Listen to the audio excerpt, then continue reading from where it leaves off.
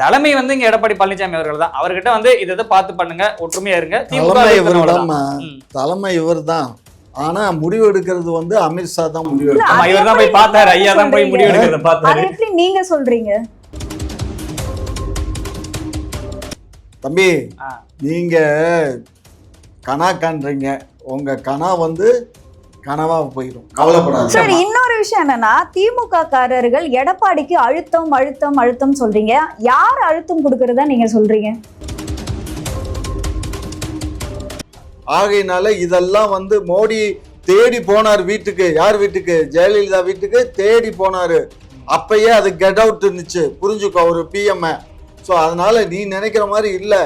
இவங்க வந்து அடமானம் வச்சுட்டாங்க மொத்தமா. அனைத்து இந்திய அண்ணா திராவிட முன்னேற்ற கழகத்தை பாரதிய ஜனதா கட்சியில கொண்டு அடமானம் வச்சாச்சு. இப்ப என்ன முதல் தேர்தலே வருது. இப்ப இந்த முதல் தேர்தல்ல ஆமையா அவர் என்ன சட்டமன்ற தேர்தலில் நின்று ஜெயிச்சா முதலமைச்சரா வந்தாரு? சும்மா எரியா அந்த மாதிரி காலை கழுவி குடிச்சு காலில் விழுந்தானே வந்தாரு. காலில் விழுந்தானே வந்தாரு. யாரு காலில் விழுறாங்கன்னு பார்க்கத்தான் போறோம். இப்ப போய் என்ன பண்ணாரு? அமித்ஷா காலில் விழுந்து கூட்டணிக்கு அங்கேயே கையொத்திக்கிட்டு வந்தாரு. நீங்க வயசானவங்க பாத்தீங்கன்னா சின்னத்த இரட்டையில வந்து கையில பச்சை குதிரைகளை கூட வெறித்தனமான ரசிகர்கள் எம்ஜிஆர் காலத்துல வந்தவங்க. அவங்களுக்கு இந்த ஓபிஎஸ் நல்லது செய்வாரா, ஓபிஎஸ் அதெல்லாம் அவங்களுக்கு முக்கியம் கிடையாது. எம்ஜிஆர் சொல்லிட்டாரு ஓட்டு போடணும், அம்மா சொல்லிட்டாங்க ஓட்டு போடணும், இப்படியே பார்த்து வளர்ந்து வந்தவங்க. இன்னைக்கு காலங்காலமா ரெட்டலையில ஓட்டு போட்ட மக்களை நீங்க திடீர்னு எதிரி கட்சியா நினைச்சிட்டு இருக்கக்கூடிய உதயசூரியன் போய் ஓட்டு போட சொன்னா அந்த மக்கள் ஓட்டு போடுவாங்க. அந்த சரித்திரம் எல்லாம் மாறி போச்சு. அந்த பாவர்ட்டி பீப்புள் ஒன்னும் அறியாத கூட்டம் எல்லாம் இல்ல. இப்போ நீங்களே நிறைய தடவை சொல்லிருக்கீங்க, எல்லாருமே கட்சிக்காக ஓட்டு போடல, அந்த ரெட்டலைக்கும் அந்த உதயசூரியனுக்கு தான் ஓட்டு. அது ரெட்டலை எல்லாம் முடிஞ்சு போச்சு. எம்ஜிஆர் ஜெயலலிதாவோட ரெட்டலை முடிஞ்சு போச்சு. சூரியனும் முடிஞ்சு போச்சுன்னு எடுத்துக்கலாம். முடியாது. சூரியன் நீங்களே சொல்லிருக்கீங்க, சும்மா லோலோன்னு கத்தாத. சூரியன் என்னைக்கும் மறையாது, புரிஞ்சுக்கோ. சூரியன் வந்து நான் ஈவினிங் மறையுது, அது அந்த சூரியன் இல்லை. இது எங்க சூரியன் வந்து உதயநிதி, இன்பநிதி, அவருடைய பேரன் பேத்தி எல்லா காலத்திலையும் இந்த சூரியன் எங்கள்கிட்ட இருக்கும்.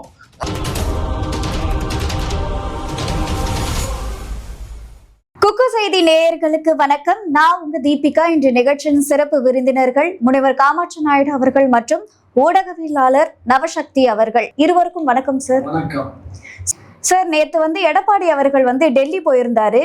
இதனால என்ன சொல்றாங்க அப்படின்னா, அதாவது அதிமுக பாஜக கூட்டணியில குழப்பமா, அதனாலதான் எடப்பாடி அவர்கள் வந்து டெல்லிக்கு போனாரா அப்படின்ற ஒரு கேள்வி எழுப்பியிருக்காங்க. இதை பத்தி உங்களோட கருத்து சார்? இல்ல, இதுல குழப்பறதுக்கு ஒண்ணும் கிடையாது. அவங்க தெளிவா தான் இருக்காங்க. இப்ப என்டிஏ கூட்டணியை பொறுத்த அளவுல அவங்க வந்து இப்போ தேர்தல் நெருங்கும் ஏற்கனவே முதற்கட்டமாக அவங்களுடைய தேசிய தலைவர்கள் கூப்பிட்டு வச்சு என்டிஏ கூட்டணியில் இருக்கக்கூடிய வழிநடத்தக்கூடிய தலைவர்கள் கூப்பிட்டு வச்சு பேசினாங்க. அதன் பிறகு இவங்க எல்லாம் இப்போ என்ன எதிர்பார்த்தாங்க அப்படின்னா, அதிமுக வந்து உடஞ்சிரும், சேர முடியாது, எல்லாத்தையும் பிரிச்சிடலாம், இவங்களாம் ஒன்றா சேர்க்க முடியாது அப்படின்னு இவங்கெல்லாம் ஒரு மதனப்பால் குடிச்சிட்டு இருந்தாங்க. கடைசியில் பார்த்தீங்கன்னா டிடிவி தினகரன் அவரும் வந்து சேர்ந்துட்டாரு, இங்கிட்டு பாமகவும் வந்துட்டாங்க. அதே போல் அண்ணன் எடப்பாடி பழனிசாமி இவரும் சொல்லிட்டாரு. இவரும் வந்து ஏகமானதாக ஏற்றுக்கிட்டு பிரிவு ரொம்ப நாள் பிரிஞ்சு கிடந்து ஒன்றிணைஞ்சிட்டாங்க. அப்போ என்ன ட்ரை பண்ணாங்க அப்படின்னா, அதிமுக ஒன்றும் சேராது, கூட்டணி பலம் இல்லை, இப்படி சொல்லி ஆட்டை பிரிக்கலான்னு பார்த்தாங்க. இப்போ என்னன்னா, இவர் போய் பேசிட்டு வந்த உடனே பார்த்தீங்களா, இவர் போய் அங்கே டெல்லிக்கு போய் பேசிட்டு வர்றாரு, இவர் தானே இங்கே தலைமை, இங்கே தானே வர வச்சு பேசி முடிவெடுக்கணும் அப்படின்னு சொல்லி இவங்க இப்போ திமுகவினர் வந்து இது ஒரு பேசு பொருளை மாத்துறாங்க. எப்படின்னா, கூட சொல்லியிருந்தாரு, அதாவது டெல்லி எடுக்கிறது தான் முடிவு, அதனாலதான் அங்க போயிருக்காரு. டெல்லி எடுக்கிறது முடிவு அப்படின்னு கிடையாது. அப்படி ஒரு முடிவு எடுத்திருந்தா அவங்க வந்து போகவே தேவையில்லையே. முடிவெடுத்து அவங்க வந்து தொலைபேசி வாயில கூட சொல்லலாம் இல்லையா? ஆர்டர் போடுறவங்க எங்க வேணா ஆர்டர் போடலாம். இப்போ ஒரு அது மேலே அதிகாரத்துக்கு அடிப்பணியணும்னு நினைச்சிட்டாங்கன்னா அவங்க வந்து நேரம் போய் அடிப்பணியணும், இங்கேருந்து அடிப்பணி அப்படின்னு கிடையாது. எங்கேருந்து வேணால் அடிப்பணியலாம். அடிப்பணியறதுக்கு இங்கே அதிமுக பொதுச் செயலாளர் நான் அப்படி பார்க்கல. இவர் வந்து ஒரு ஆத்மாத்மா அவருடைய கூட்டணியில் இணைஞ்சிருக்காரு. அந்த கூட்டணி தர்மத்தோட இவர் வந்து ஒன்றிணைஞ்சு போறாரு. அதே நேரத்தில் பாஜக சொல்லக்கூடிய விஷயங்களையும் என்டிஏ தலைமை சொல்லக்கூடிய விஷயங்களையும் இவர் வந்து கேட்டு நடந்துக்கிறாருன்னு நான் பார்க்குறேன். இன்னொரு விதமும் சொல்றாங்க என்ன அப்படின்னா, அதாவது பாஜக மாநில தலைவர் அவர்கள்லாம் வந்து அதிக தொகுதிகள் வேணும் அப்படின்னு சொல்லி அதிமுகவுக்கு ஒரு அழுத்தம் கொடுக்குறாங்க. அதை பத்தி தான் இவர் பேச போயிருக்காரு அப்படின்னு இன்னொரு புறமும் இப்படி பேசுறாங்களே. இல்ல, அதிமுக இவங்களுடைய கோரிக்கையை வச்சிருக்கலாம். ஏன்னா காங்கிரஸ் வந்து இன்னைக்கு 28 தொகுதிகளில் போட்டிடுறாங்க. அப்ப காங்கிரஸை விட நம்ம குறைஞ்சவங்க கிடையாது. காங்கிரஸை ஒப்பிடும்போது தமிழ்நாட்டில் பாஜகவோட வளர்ச்சி நல்லாவே இந்த 4 ஆண்டுகள்ல நல்லாவே வளர்ந்துருக்கு, அதை நம்ம மறுக்க முடியாது. இவங்க வைக்கக்கூடிய கோரிக்கை இருக்கலாம், காங்கிரஸை விட ஒரு சீட் எங்களுக்கு மேல வேணும் அப்படின்னு வைக்கலாம். ஆனா அது வந்து அவங்களுக்கு வந்து ஒரு பிரச்சனை அதுவே வந்து ஒரு ஏற்படுத்தக்கூடியது. அழுத்தமா இருக்கிறதுனால தானே இல்ல அதுல அமித்ஷா போய் அழுத்தப்படுறதுக்கு அவர் அழுத்தப்பட வேண்டிய அவசியம் இல்ல. ஏன்னா இன்னைக்கு வந்து அதிமுக கூட்டணி பலமா இருக்கு. சோ அவங்களுடைய பாஜகவுடைய வாக்கு வங்கி குறைவா இருக்கக்கூடிய இடத்துல கூட அவங்க ஒருவேளை வேண்டா விருப்பா இப்ப சீட்டு வந்து இப்போ ஒரே தொகுதியில 2 பேர் சீட்டு கேட்கலாம். இது எல்லா கட்சியிலுமே உண்டு. ஒரு தொகுதிக்கு 2 பேர் போட்டி போடுவாங்க. பழைய எம்எல்ஏவா இருப்பாரு, இப்ப இருக்கக்கூடிய சிட்டிங் எம்எல்ஏ கேட்பாரு, இல்ல கூட்டணி கட்சியில கூட இருக்கக்கூடிய வேட்பாளர் கேட்பாரு. இது வந்து எல்லா கட்சியிலுமே நடக்கும். இப்ப அதிமுகவை பொறுத்தவரையில அவங்க வந்து அதை பத்தி நாம அவங்களுக்கு அச்சப்பட தேவையில்லை. ஏன்னா அவங்களுடைய கூட்டணி பலமா இருக்கும்போது, ஆளும் கட்சி மீது இருக்கக்கூடிய அதிருப்தி அதிகமா இருக்கும்போது, அவங்க எங்க நின்னாலும் அது பாஜக ஓட்டா இருந்தாலும் சரி, அதிமுக ஓட்டா இருந்தாலும் சரி, இல்ல கூட்டணி கட்சியினுடைய ஓட்டா இருந்தாலும் சரி, அதனால அவங்க அதுக்கெல்லாம் பயப்படல. இப்ப என்னன்னா நாங்க இந்த தொகுதியில வந்து பாஜக கொடுத்து நாங்க தோத்துருவோம், அதிமுக தான் போட்டியிடணும் அப்படிங்கிற நிர்பந்தம்லாம் அவங்களுக்கு கிடையாது. அந்த அழுத்தமும் அச்சமும் எடப்பாடி அவர்களுக்கு இருக்கிறதா நான் பார்க்கல. மரியாதை நிமித்தமாக போயிருக்காங்க, கூட்டணி பேச்சுவார்த்தை நடந்திருக்கு. அவர்கிட்ட என்ன பேசணுமோ அதை வந்து எடப்பாடி பழனிசாமி அவர்கிட்ட பேசிட்டாங்க. அடுத்தபடியாக என்டிஏ கூட்டணியில் இருக்கக்கூடிய தலைவர்கள் அடுத்த கட்டம் அவங்க கூப்பிட்டு வச்சு பேசுறாங்க.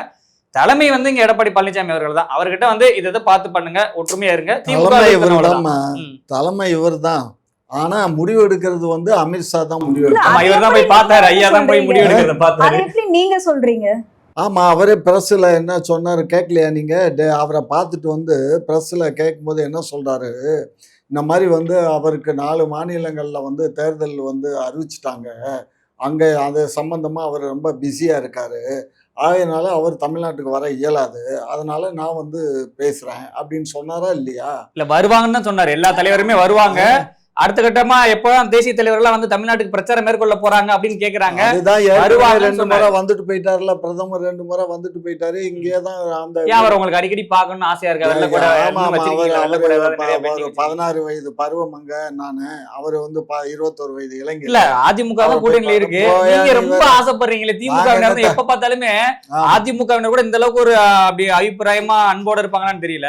அமித்ஷா வரலையா, மோடி அவர்கள் வரலையா, பாஜக இருந்து யாரும் வரலையா, நீங்க திமுக ரொம்ப ஆர்வம் காட்டுறாங்க. வெள்ள கூட வாங்கி வச்சு இருக்கும் போல இருக்கு. என்டிஏ கூட்டணினா தமிழ்நாட்டுக்கு இவர் தான் தலைவர்னா இவரை தான் வந்து சந்திச்சு பேசணும். அவங்க பிரச்சனை, அவங்க பிரச்சனை எப்படி சொல்வா? இது அரசியல், இது பொது சமாஜ். ஓட்டு கேட்டு இல்ல, கூட்டணி பேசி முடிவு பண்றதுக்கு அவர்ல இங்க அவங்க பிரச்சனை. அது அவங்க கூட்டணி, அவங்க கூட்டணி. அதை எப்படி சொல்வா? திமுக அப்படி சொல்ல முடியாது. அவங்க கூட்டணி இவங்க கூட்டணி. இது தமிழ்நாடு அரசியல். தமிழ்நாடு அரசியல். நீங்களும் கனிமொழி அவர்களை வந்து அனுப்பி விடுறீங்களே, அது சார் யார் சொன்னா? கனிமொழி நாங்க கனிமொழி வந்து எதுக்கு போனாங்கன்னு உனக்கு தெரியுமா? அந்த மாதிரி பிரஸ்ல சொல்லிச்சா நான் சீட்டு சம்பந்தமா பேச வந்தேன்னு சொல்லிச்சா? அதே போல எடப்பாடி அவர்கள் வந்து பிரஸ்ல சொல்லியிருந்தாரா, நான் கூட்டணி பேச்சுவார்த்தை தான் பேச போறேன். அவர்தான் சொல்றாரு. கனிமொழி போறது வேற விஷயம், புரிஞ்சுக்கோ. கனிமொழி போறது வேற விஷயம். ஏன்னா கேள்வி மேல கேள்வி கேட்டார் இல்லையா ட்விட்டர் போட்டு. அதாவது சாதாரண ஒரு எம்பியா இருக்கக்கூடிய ஒருத்தர், திமுகவுடைய தலைவரா இருக்கக்கூடிய, முதலமைச்சரா இருக்கக்கூடிய ஒருத்தரை பார்த்து சாதாரணமா கேள்வி கேட்கிறாருன்னா அப்ப பாத்துக்கங்க இவங்களுடைய கூட்டணி அந்தஸ்து எப்படி இருக்கு. ஆமா தம்பி, நீங்க கனா காண்றீங்க, உங்க கனா வந்து கனவா போயிடும், கவலைப்படாது. சரி, இன்னொரு விஷயம் என்னன்னா, திமுக காரர்கள் எடப்பாடிக்கு அழுத்தம் அழுத்தம் அழுத்தம் சொல்றீங்க. யார் அழுத்தம் கொடுக்கறதா நீங்க சொல்றீங்க? ஏமா அமித்ஷா தான்மா. என்ன பேசுற? இங்க பாரு, ஒரு விஷயம் நல்லா புரிஞ்சுக்கோங்க. அமித்ஷா சொல்றது தான் இவர் செய்யறாரே தவிர இவரா தன்னிச்சையா எதையுமே செய்யல. அதாவது ஒரு தலைவர் அப்படின்னு சொன்னா அவரா தான் முடிவு எடுக்கணுமே தவிர, நான் அந்த மாதிரி பேசிட்டீங்களா சரி இவ்வளோ அவங்க இப்போ நம்ம வந்து காங்கிரஸ் கட்சியில வந்து பேசுனாங்கல்ல, யாரெல்லாம் வந்து பேசுறாங்க, அது மாதிரி இவங்கள்ட்டையும் வந்து பேசுனா அவங்கள வச்சு பேசி தானே முடிவு எடுக்கணும். இன்னும் 2 நாளைக்கு வர்றாருன்னு சொன்னாரு. நாளைக்கு வர்றாரு போல வருவாரு. சரியா? நாளைக்கு ஒரு மத்திய அமைச்சர் வர்றாரு பேச்சுவார்த்தைக்கு. அப்ப இவங்களுக்குள்ள பேச்சுவார்த்தை நடக்கட்டும், நாசமா போகட்டும், அதை பத்தி நம்ம கவலை இல்லை. சரியா? ஆனா தமிழ்நாட்டினுடைய மானத்தை கப்பல்ல ஏத்தாம இருக்கணும். இதே ஜெயலலிதா இருந்தா, எம்ஜிஆர் இருந்தா அப்படி பண்ணிருப்பாங்களாமா? என்ன அக்கறை பாருங்க, ஆடு நனையுதுன்னு ஓனாய் அழுது. எம்ஜிஆர் ஆட்சியில இப்படி நடக்குமா? ஜெயலலிதா ஆட்சியில இப்படி நடக்குமா? மோடி என்ன சொல்லிச்சு? ஜெயலலிதா என்ன சொல்லுச்சு? நீங்க வந்து பேசணும்னு சொல்லி அது மட்டுமா சொல்லுச்சு? என்ன அசிங்கமான ஒரு வார்த்தையும் சொல்லுச்சு. சரியா? ஆகையினால இதெல்லாம் வந்து மோடி தேடி போனார் வீட்டுக்கு. யார் வீட்டுக்கு? ஜெயலலிதா வீட்டுக்கு தேடி போனாரு. அப்பயே அது கெட் அவுட் இருந்துச்சு, புரிஞ்சுக்கோ, ஒரு பிஎம். ஸோ அதனால நீ நினைக்கிற மாதிரி இல்ல. இவங்க வந்து அடமானம் வச்சுட்டாங்க மொத்தமா. அனைத்து இந்திய அண்ணா திராவிட முன்னேற்ற கழகத்தை பாரதிய ஜனதா கட்சியில கொண்டு அடமானம் இல்ல வச்சாச்சு. நீங்க அடமானம் வச்சுட்டாங்கன்னு சொல்றீங்க. அப்ப நீங்க யாரோட அழுத்தத்துல மதிமுகவுக்கு ஒரு சீட்டு குறைச்சும், அதே போல இன்னொரு கட்சி அதாவது கம்யூனிஸ்ட் கட்சிக்கும் ஒரு சீட்டு குறைச்சு, யாரோட அழுத்தத்துல முன்னாடி ஒதுக்கின தொகுதிகளை விட இப்ப நாங்க குறைச்சு? யாருடைய அழுத்தத்துல இல்ல. அவங்க வந்து அதாவது சில குழந்தைகள் அழுவும் அடாபுடியா. அழுகிற குழந்தைக்கு சரிந்தான்னு சொல்லிட்டு ஒரு பப்பரம் மிட்டாய் கொடுத்து ஏமாத்துற மாதிரி போய் தொலைங்கடான்னு ஒரு 2 சீட்டை கூட கொடுத்துருக்கு. 26 கொடுத்தா இப்போ 36 எவ்வளவு கொடுத்துருக்கோம்? ஆமா 32 சீட்டு தானே, 2 சீட்டு அதிகமா கொடுத்துருக்கோம். அவ்வளவு. அதுதான் அவங்க இவங்க டெல்லிக்கு போகலாம். அழுத்தத்தாலதானே 2 சீட்டு யாருடைய அதிகமா அழுத்தம் கொடுத்திருக்கீங்க. கிடையாது. இவங்க லோக்கல் டெல்லிக்கு போகலாம், ராகுல் காந்தி அவர்களை சந்திக்கலாம், அம்மையார் கனிமொழி போகலாம் வரலாம், இங்க ட்விட்டர் போட்டு அடிச்சோன்னு அங்க போவாங்க, திருப்பி இங்க வருவாங்க. அதுல வந்து சாதாரணமான சந்திப்பு. அது வந்து அழுத்தமும் கிடையாது, ஒண்ணும் கிடையாது. இவங்களுக்கு அங்க நீங்க அழுத்தத்துல தொகுதியை குறைச்சிருக்கீங்க.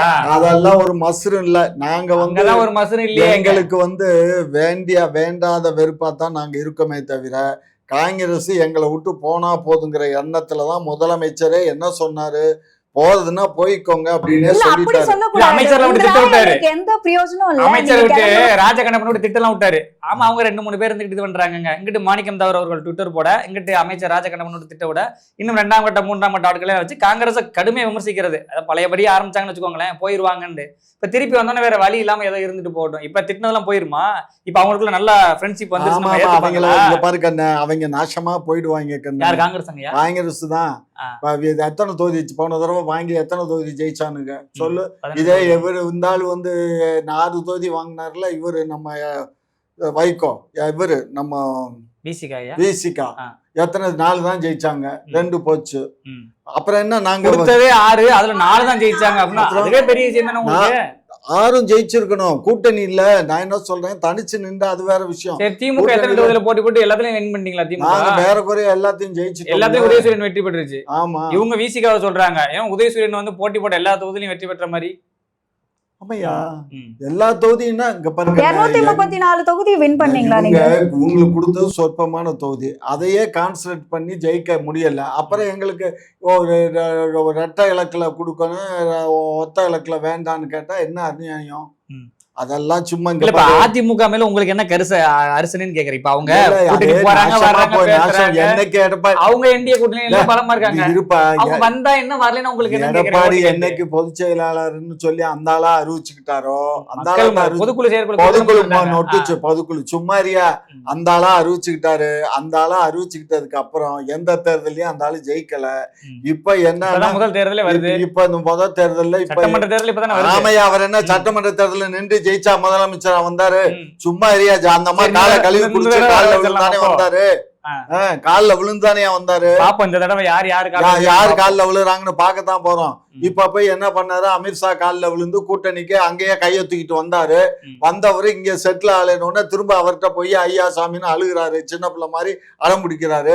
இப்ப அந்த ஆளு ஒரு சாக்லேட்டை கொடுத்து நீங்க பாத்துருந்தீங்களா? பக்கத்துல பேப்பர்லயே வருது, அவரே பேசுறாரு. இவங்க தலைவர் எடப்பாடியே பேசுறாருலமா, பிரஸ் மீட் கொடுத்திருக்கதை கேட்கலையா நீ? சொன்னாரு பாத்தீங்களா? பிரஸ் மீட்டிங் சொன்னாரு. என்ன சொன்னாரு திரு உதயநிதி ஸ்டாலின் அவர்களே, நான் வந்து இன்னைக்கு அமித்ஷா கால சொல்றீங்களே, உங்களுடைய தாத்தா கருணாநிதி அவர்கள் இங்க பாருங்க யாரு கால விழுந்திருக்காங்க அப்படின்னு சொல்லி ஒரு போட்டோ காமிச்சாரு. அப்ப நீங்க அந்த போட்டோ வந்து ஏஐ பண்ணது. அதெல்லாம் யாரு காலையும் கலைஞர் விழல. கலைஞர் யாரு காலையும் விழல. பிறந்ததுல இருந்து வளர்ந்தது வரையும் அவங்க ஆத்தாப்பன் காலில் வேணா விழுந்திருப்பாரு. அதுக்கப்புறம் யாரு காலையும் அவரும் விழல. புரிஞ்சுக்கோ, சும்மா இந்த கதையெல்லாம் காட்டுற போட்டோலாம் ஒரிஜினல், அவங்க காட்டுறதெல்லாம் இப்ப உண்மைதானப்பா. அப்ப எடப்பாடி காலில் விழலையா? சொல்லு, சத்திய பிரமாணம் வந்து சத்தியம் பண்ணி சொல்லு. இப்ப சசிகலா உயிரோட தான் இருக்குது. அப்புறம் கலைஞர் அவர்கள் வந்து யார் காலில் விழுந்தாங்கன்னு கேக்குறாரு. வாஜ்பாய் அவர்கள் காலில் விழுந்தாரான்னு கேக்குறாங்க. வாஜ்பாய் காலில் எல்லாம் அவர் விழல. பார்க்கும்போது எங்களுக்கு சந்தேகமா இருக்கு. சும்மாரியா அவர் வீட்டுக்கு வந்தாரியா? யாரு லைட்டா இந்த சூரியவம்சம் படத்துல மாதிரி லைட்டா தள்ளி விட்டு ஆசீர்வாதம் வாங்குற மாதிரி லைட்டா அதெல்லாம் கிடையாது. அவரு வீட்டுக்கு வந்தாரு. வீட்டுக்கு வந்த மனுஷனு வாங்கன்னு ஒரு சேர்ல எப்பயுமே அந்த சேர்ல உட்காந்துருப்பாரு. இந்த மாதிரி பார்த்து உட்காந்துருப்பாரு மரச்சேர் போட்டு. இவரு இந்த ஸ்டெப்ஸ்ல ஏறி வந்த உடனே வாங்கன்னு சொல்லி அவர் எந்திரிச்சு, அப்ப லிப்ட் போடல வீட்டுல, ஸ்டெப்ஸ்ல தான் ஏறணும். ஸோ இவர் எந்திரிச்சு வாங்கன்னாரு. அது இங்க பாக்குறதுக்கு என்னமோ அவர் காலில் விழுந்த மாதிரி தெரியுது உங்களுக்கு. இல்ல ஒரு முதலமைச்சர் கூட இருக்கிற போட்டோகிராஃபர் ஏனோதானம்லாம் எடுத்துட முடியாது. ஒரு போட்டோகிராஃபர் போட்டோ எடுன்னு சொன்னா இந்த மாதிரி எடுக்கலையா? இவர் இப்படி போகும்போது கேஷுவலா போகும்போது அந்த போட்டோகிராஃபர் எடுக்கிற அளவுக்குலாம் அவர் போட்டோகிராஃபர் கிடையாது. எல்லா தலைவர் கூட நான் இருந்து போட்டோகிராஃபரை பார்த்துருக்கேன். பார்த்துட்டு போஸ் கொடுக்கும்போது இப்ப எடுப்பான்னு சொன்னா எடுப்பாங்க. சோ இவர் கொடுத்த போஸ் தான் அந்த போட்டோ. எதிர்ச்சியால அந்த போட்டோகிராஃபர் போட்டோ எடுக்கிறதுக்கு வாய்ப்பு கிடையாது. எடப்பாடி பழனிசாமி அவர்கள் காட்டக்கூடிய போட்டோ உண்மைன்னு தான் நாங்க பாக்குறோம். அது உண்மையான போட்டோ. அவர்கள் வந்து அடிமை சாசனம் எழுதி கொடுத்துட்டாரு உதயநிதி அவர்கள் விமர்சிக்கிறாரு. ஒரே வார்த்தை, உங்க தாத்தா கூட்டணியில் இருக்கும்போது அடிமை சாசனம் எழுதி கொடுக்கலன்னு கேக்குறாரு. அதுல என்ன தப்பு? நாங்க கூட்டணிக்கு கூட நாங்க டெல்லி போலையா, எங்க வீட தேடி தானே. இல்ல இவர் கூட்டணியில் இருக்கிறாரா? அதிமுக கூட அடிமை சாசனம் எழுதி கொடுத்து விட்டார் உதயநிதி விமர்சிக்கிறாரு. நான் என்ன உங்க தாத்தா வைக்கும் போது என்ன சாசனம் எழுதி கொடுத்தீங்க பாரு. வாஜ்பாய் அவர்களும் ராஜ்நாத் சிங் அவர்களும் 2 பேரும் கூட்டணி பேசுறதுக்கு கலைஞரை தேடி தான் வீட்டுக்கு வந்து ஒரு கடிதம் வேற கொடுத்தாங்க. என் காரணத்தை முன்னிட்டும் நாங்க வந்து சிவசேனா மற்றதுகள்லாம் நாங்க இது பண்ணிக்க மாட்டோம். மொத்தம் 9 இது கண்டிஷன்ஸ் அதெல்லாம் எழுதி கையெழுத்து போட்ட பின்னாடி தான் அவர் கலைஞரை அறிவிச்சாரு. புரிஞ்சதா? ஒவ்வொருத்தருக்கும் ஒரு மனநலம் இருக்கும். எனக்கு ஒரு விட்டு கொடுத்த போற கூட குணநலம் இருக்கும். இப்ப எடப்பாடி அவர்களுக்கு வந்து விட்டு கொடுத்த போற ஒரு மூத்த தலைவர் கூப்பிடுறாரு, நம்ம போறதா மரியாதையா இருக்கும். அவங்களுக்குள்ள கரிஸ்மாட்டிக் பவர் வேற, நமக்குள்ளது பவர் வேற. ஆனா நமக்கு வழி நடத்துறோம், நமக்கு அந்த பொறுப்பு இருக்கு அப்படின்னு போறாரு. இதை நீங்க வந்து இவரையும் அங்க போறாரு, அவர் இங்க வர சொல்ல வேண்டியதானே? எல்லாரும் இப்படி கால் மேல கால் போட்டு எல்லாரும் ஏன் வீட்டுக்கு வாங்க அப்படின்னு சொல்றதுக்கு இவர் என்ன சர்வாதிகாரியா? சொல்லுங்க. இல்ல ஐயா, அவர் கட்சி அப்படித்தானே வழி நடத்துறாரு. கட்சி நல்லபடியா தான் போயிட்டு இருக்கு. என்ன நல்லபடியா? திமுக கட்சியோட போயிடுச்சு. ஓபிஎஸ் பாத்துட்டாரு. எத்தனை ஓபிஎஸ் போயிட்டாரு. அவங்க வருத்தப்படவே இல்லையா? ஓபிஎஸ் என்ன பண்ணிட்டு இருந்தாரு ஒரு நாள்? இரு அணிங்க, நீங்க தான் ஊதி ஊதி பெருசா இங்க பாரு. அன்னைக்கு ஓபிஎஸ் காலில் அந்த ஆளு விழுந்ததுனாலதான் அந்த 11 எம்எல்ஏ கொண்டுட்டு வந்து அன்னைக்கு ஆட்சியை தக்க வச்சு முடிஞ்சு. இந்த ஆளு அன்னைக்கு அந்த ஆதரவு கொடுக்காம இருந்தாருன்னு வச்சுக்கோ, அன்னைக்கு எடப்பாடி ஆட்சி கோவிந்தா கோவிந்தான்னு போயிருக்கு. இன்னைக்கும் எடப்பாடி பழனிசாமி அவர்கள் வந்து கட்சியை கட்டுக்கோப்பா நடத்திட்டு இருக்காரு. சொன்னாங்க பாத்தீங்களா, அவருக்கு தகுதி இல்லாத பண்ண மாட்டாருன்னு. கட்சி யாரோட கட்டுப்பாட்டுல இருக்கு? இன்னைக்கு 2 பிரிவா இருக்காங்க, அணியா இருக்காங்க. 11 எம்எல்ஏ கூட்டி போனாங்க. இப்ப எல்லாம் நடுத்தூர்ல தான் நிக்கிறாங்க.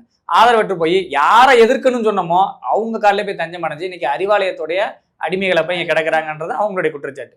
இவங்க என்னமோ போனாங்க. இப்ப இன்னைக்கு நிதர்சனத்தை பேசுங்க, நடக்கிறது பேசுங்க. நீங்க 1000 விமர்சனங்கள் வைக்கலாம். இன்னைக்கு கட்சியை யாரு கட்டுக்கோப்பா வச்சிருக்கா? அதிமுக தொண்டர்கள் யாரு வழி நடத்துறா?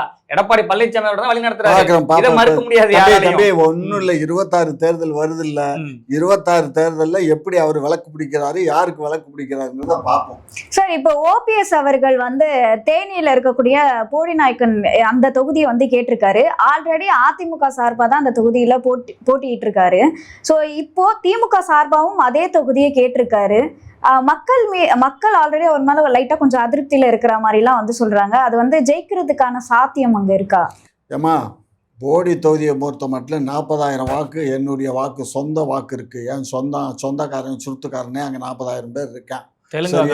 ஆமா, எங்களுடைய நாயுடு ஓட்டுகளே 40,000 ஓட்டு இருக்குது. புரியுதா? 2வது, அந்த தொகுதியில் வந்து அவர் எதுக்கு அந்த தொகுதிக்கு போனார்னா, பெரியவளம் தொகுதி தான் அவர் சொந்த தொகுதி. பெரியவளம் தொகுதியை வந்து எஸ்சி தொகுதியாக இதாக மாற்றிட்டாங்க. சரியா? மாற்றினதுனால அவர் நிற்கிறதுக்கு வேறு தொகுதி இல்லை. அதனால் அந்த தொகுதிக்கு போனார். அந்த தொகுதிக்கு போனதுனால மற்றவங்கள மாதிரி ஏனோ தானோன்னு போகலை. அங்கேயே வீடை கட்டி அங்கேயே குடியோடு போயிட்டார். குடித்தனமாக அங்கே போயிட்டாருமா. போடியில் தான் குடியே இருக்கார் இப்போ. சரியா? ஆகையினால 2 முறை போடி தொகுதியில் ஜெயிச்சு வந்துட்டார். இப்போ 3வது முறையாக ஜெயிச்சு வருவார். அதில் ஒன்றும் சந்தேகம் இல்லை. இவருக்கும் தங்க தமிழ்ச்செல்வனுக்கும் இருமா சொல்கிற கேளுமா, அதிமுகவில் இருக்கும்போது தங்க தமிழ்ச்செல்வனுக்கும் அம்மா காலத்திலேயே வந்து இவருக்கும் அவருக்கும் கொஞ்சம் உரசல் இருந்தது. அது தங்க தமிழ்ச்செல்வன் தப்பாக கணக்கு போட்டு இவர்னால தான் நமக்கு வந்து சீட்டு கிடைக்காம வைக்காம இருக்குன்னு சொல்லி அந்த மாதிரி நினச்சிட்டு இருந்தார். ஆனால் அது உண்மை இல்லை. ஏன்னா இவர் சொல்லி எல்லாம் ஒன்றும் அந்த அம்மா கேட்க போகிறது இல்லை. அந்த அம்மாவுக்கு என்ன தோணுதோ அதான் செஞ்சிச்சு. ஆகையினால அந்த அம்மா இருக்கிற தொட்டிக்கு இந்த தம்பி அங்கே இருந்துச்சு. அந்த அம்மா இல்லைன்னு உடனே டவக்குன்னு எங்கள்கிட்ட வந்துட்டார். எங்கள்கிட்ட வந்து நாங்கள் மாவட்ட செயலாளராக பொறுப்பு கொடுத்தோம். மாவட்ட செயலாளராக இருந்தார். அதுக்கப்புறம் ஆண்டிப்பட்டியில் கூட ஒரு தேர்தலில் சீட்டு கொடுத்தோம். அதெல்லாம் பண்ணினோம். இப்போ நாடாளுமன்ற உறுப்பினர் சீட்டு கொடுத்து நாடாளுமன்ற உறுப்பினராக இருக்கார். இப்போ அவர் தான் முன்னிருந்து இவரை கூட்டிகிட்டு வந்ததே. யாரை? ஓபிஎஸ் வந்து அவர் தங்க தமிழ்ச்செல்வன் தான் கூட்டிட்டு வந்து அவர் முன்னிலையில தான் அங்க ஜாயின் பண்ணியிருக்காங்க. ஐயா ஓபிஎஸ் இப்ப என்ன சின்னத்துல நிக்க போறாரு? அவர் உதயசூரியன் சின்னத்துல தான் நிப்பாரு. அவர் என்ன கூட்டணி நான் வந்தாரு கட்சியில இங்க வந்து கட்சியில சேர்ந்துட்டாரு அடிப்படை உறுப்பினர். சரி, லூஸ் தனமா அடிப்படை உறுப்பினர் சேர்ந்துட்டாரு. ஆமா, உதயசூரியன் சின்னத்துல நிக்க போறாரு. ஆமா, இத்தனை ஆண்டுகள் ஐயா சொன்னார்ல, அவர் அந்த போட்டித்தூர்ல 2 முறை எம்எல்ஏ இருக்காரு, பவர் இருக்கு, என் ஜாதி வாக்கு 40,000 ஐயா சொன்னார்ல. இப்ப இதுவரையும் அவர் ஜெயிச்சது எல்லாம் என்ன சின்னன்றது நமக்கு தெரியும். அந்த மக்கள் எல்லாருமே எம்ஜிஆர் காலத்துல இருந்து, அதாவது அந்த காலத்துல எப்படி பாத்தீங்கன்னா சின்னத்தை வந்து கையில பச்சை குத்திப்பாங்க. நீங்க வயசானவங்க பாத்தீங்கன்னா சின்னத்தை இரட்டையில வந்து கையில பச்சை குத்திரிகளை கூட வெறித்தனமான ரசிகர்கள் எம்ஜிஆர் காலத்துல வந்தவங்க. அவங்களுக்கு இந்த ஓபிஎஸ் நல்லது செய்வாரா, ஓபிஎஸ் அதெல்லாம் அவங்களுக்கு முக்கியம் கிடையாது. எம்ஜிஆர் சொல்லிட்டாரு ஓட்டு போடணும், அம்மா சொல்லிட்டாங்க ஓட்டு போடணும், இப்படியே பார்த்து வளர்ந்து வந்தவங்க. இன்னைக்கு காலங்காலமா ரெட்டலையில ஓட்டு போட்ட மக்களை நீங்க திடீர்னு எதிரி கட்சியா நடத்திட்டு இருக்கக்கூடிய உதயசூரியன் போய் ஓட்டு போட சொன்னா அந்த மக்கள் ஓட்டு போடுவாங்க. சரித்திரம் எல்லாம் மாறி போச்சு. அந்த பாவர்ட்டி பீப்புள் ஒன்னும் அறியாத கூட்டம் எல்லாம் இல்ல.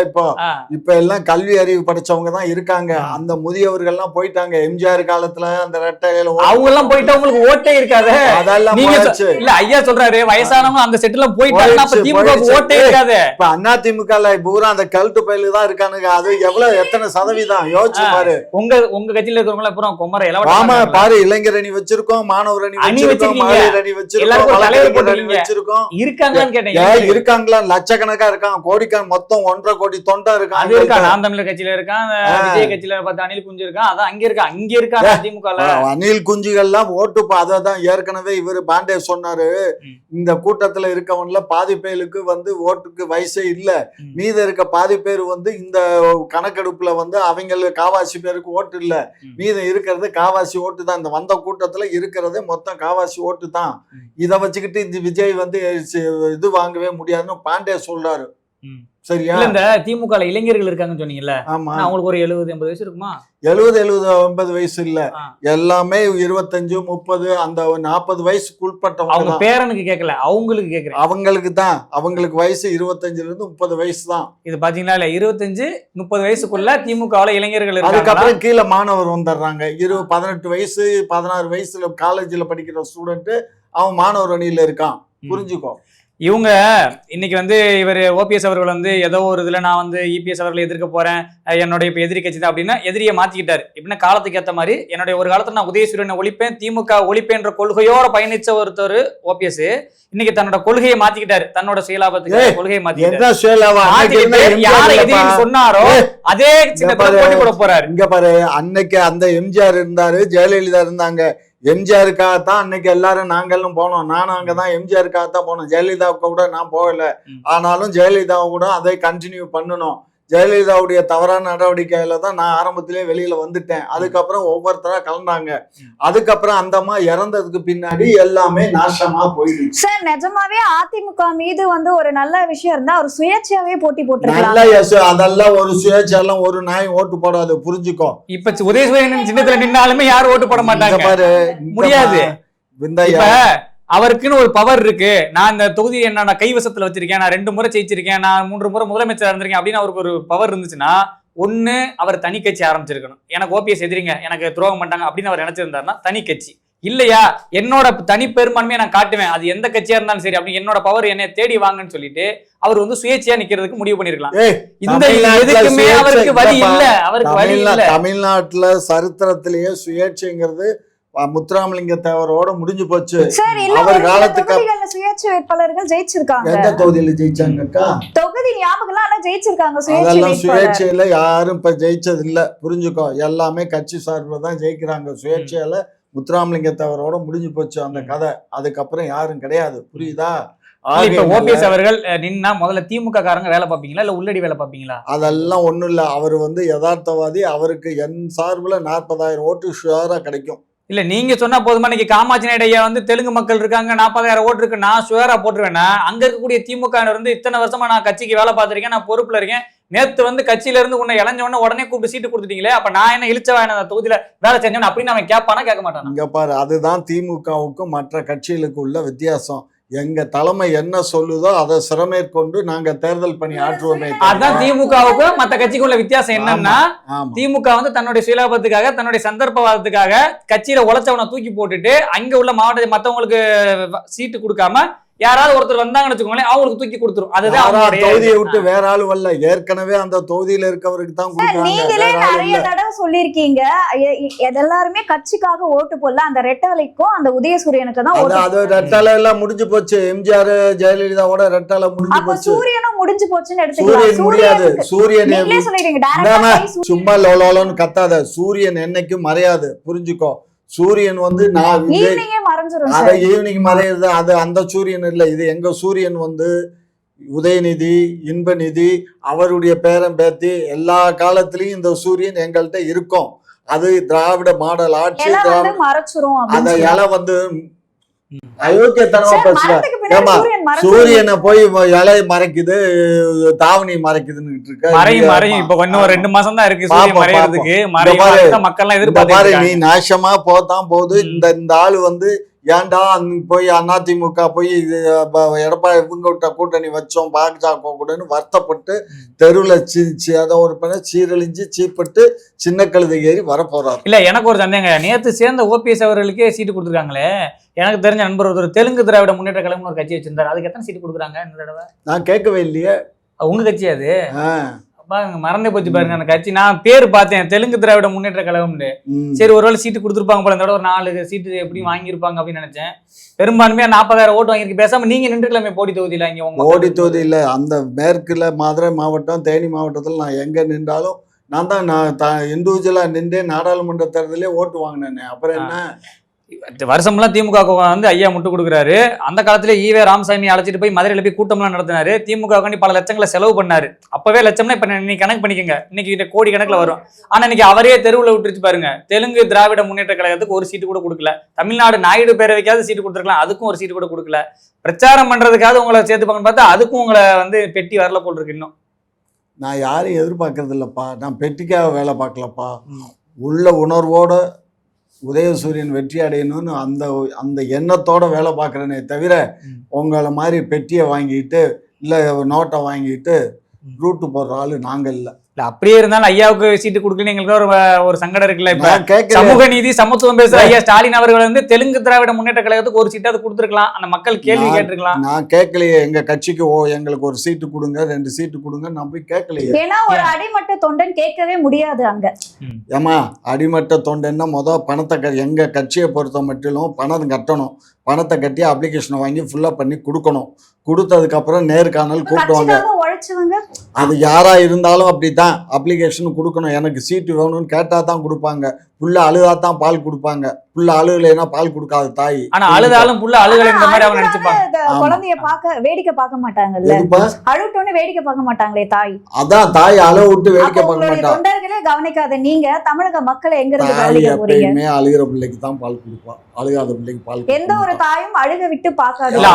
அப்பா வந்து நீங்க அழுதீங்கன்னா பால் இல்ல வீரனே கொடுப்பாரு. ஆமா. குக்கு செய்தி நேயர்களுக்கு மிக்க நன்றி. கிட்டத்தட்ட 70,000 சப்ஸ்கிரைபர் தாண்டி போயிட்டு இருக்கும். இதே போல தொடர்ந்து உங்களுடைய ஆதரவை அளிக்கவும்.